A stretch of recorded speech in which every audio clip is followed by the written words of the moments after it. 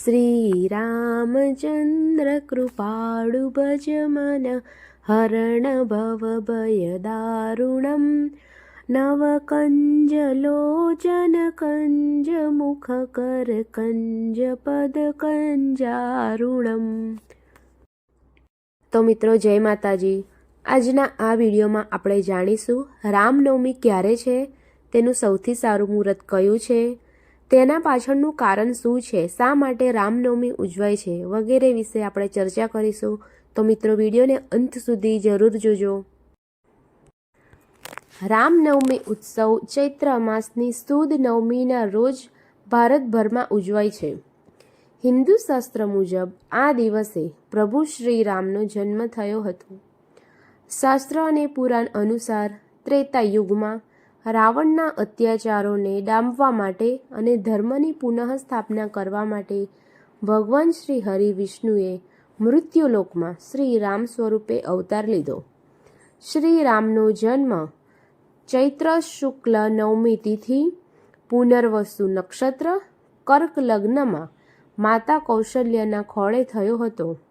શાસ્ત્રના વચન મુજબ આ પવિત્ર દિવસે અનુષ્ઠાનના રૂપમાં રામ પંચાયતનની વિશેષ પૂજા, સમગ્ર દિવસ દરમિયાન ઉપવાસ, રામકથાનું અનુસંધાન, હવન અને દાન કરવાનું ખૂબ મહત્વ છે।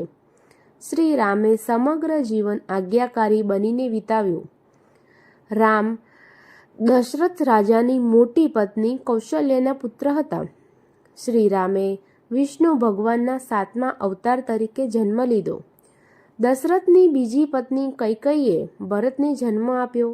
દશરથની ત્રીજી પત્નીએ જોડ્યા પુત્ર લક્ષ્મણ અને શત્રુઘ્નને જન્મ આપ્યો। પિતાની આજ્ઞાનું પાલન કરવા શ્રી રામ, સીતાજી અને લક્ષ્મણજી 14 વર્ષ વનમાં વિચર્યા। સંપૂર્ણ જીવન મર્યાદામાં રહીને પસાર કર્યું। નિત્ય લોકોનું હિત વિચારતા રહ્યા।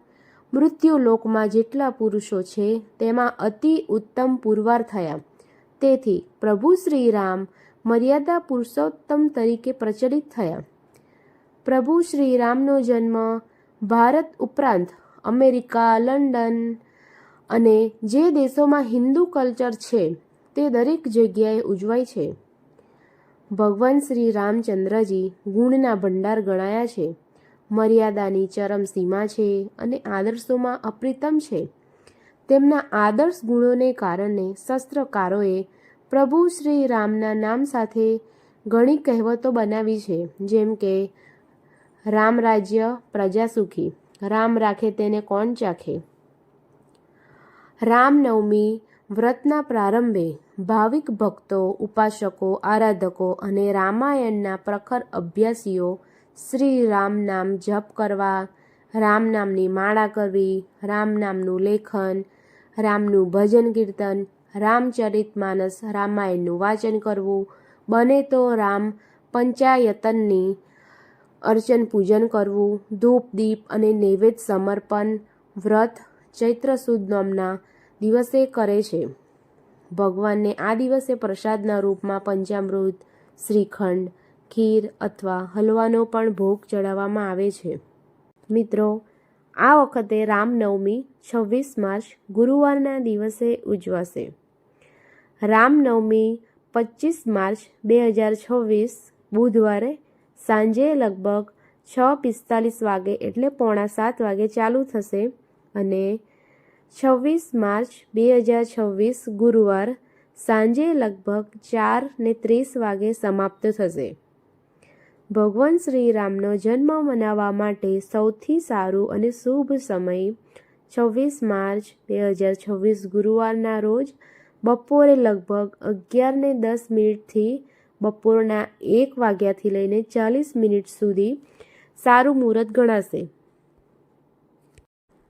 આ દિવસે બને તો સવારે વહેલા ઉઠીને સ્નાન કરીને સ્વચ્છ કપડાં પહેરીને ઘરમાં પૂજા સ્થાનની સાફ સફાઈ કરીને ભગવાન શ્રી રામ, સીતાજી, લક્ષ્મણજી, હનુમાનજીની મૂર્તિ અથવા ફોટો મૂકીને એમની પ્રાર્થના કરો।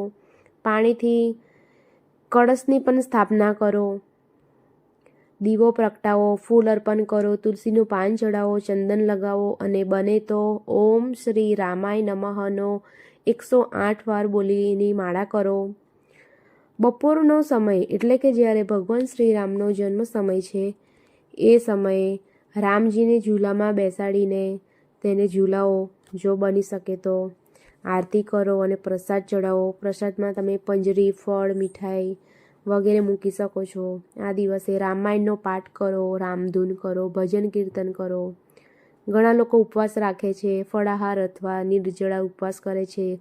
સાંજે પ્રસાદ પછી ઉપવાસ ખોલે છે.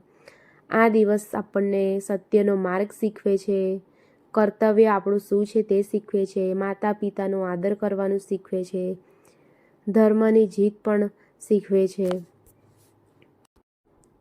મિત્રો, રામનવમી એ એવો પવિત્ર દિવસ છે કે જ્યારે ભગવાન શ્રી રામે ધરતી પર અવતાર લઈને ધર્મ, સત્ય અને ન્યાયનો માર્ગ બતાવ્યો હતો. અયોધ્યામાં તેમના જન્મથી લઈને તેમના સમગ્ર જીવન સુધીની દરેક ઘટના આપણને શીખવે છે કે કોઈપણ પરિસ્થિતિમાં સત્યનો સાથ છોડવો નહીં, માતા પિતાનો આદર કરવો, કર્તવ્યને પ્રથમ સ્થાન આપવું અને અધર્મ સામે હિંમતથી ઊભા રહેવું. આજના સમયમાં પણ જો આપણે શ્રીરામના આ આદર્શોને આપણા જીવનમાં ઉતારીએ તો આપણી જિંદગી વધુ શાંતિપૂર્વક, સફળ અને ધાર્મિક બની શકે છે. રઘુપતિ રાઘવ રાજા રામ, પતિત પાવન સીતારામ.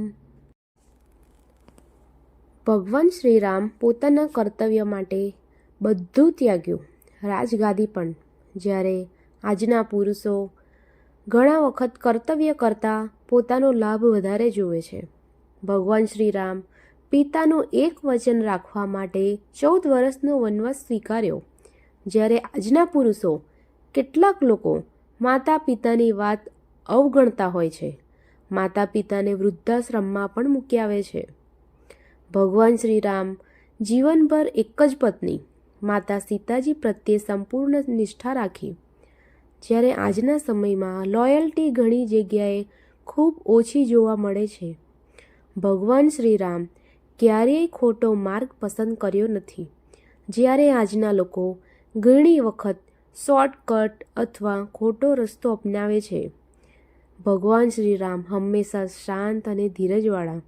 જ્યારે આજના પુરુષો ખૂબ જલ્દી ગુસ્સે થઈ જાય છે.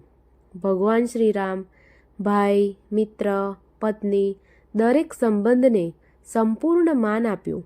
જ્યારે આજના સમયમાં કેટલાક લોકો સંબંધો કરતાં પૈસા, સ્વાર્થને વધારે મહત્ત્વ આપે છે.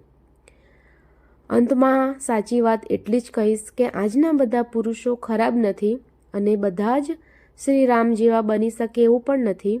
પણ જો આપણે થોડું પણ ભગવાન શ્રીરામ પાસેથી શીખી લઈએ તો જીવન ખૂબ સુધરી શકે. ભગવાન શ્રીરામ બનવું મુશ્કેલ તો છે, પણ તેમના જેવી વિચારધારા અપનાવવી અશક્ય તો નથી. જો તમને આ વિડીયો પસંદ આવ્યો હોય તો લાઈક કરો, શેર કરો અને ચેનલને સબસ્ક્રાઈબ કરવાનું ના ભૂલશો મિત્રો. જય માતાજી, જય શ્રી રામ.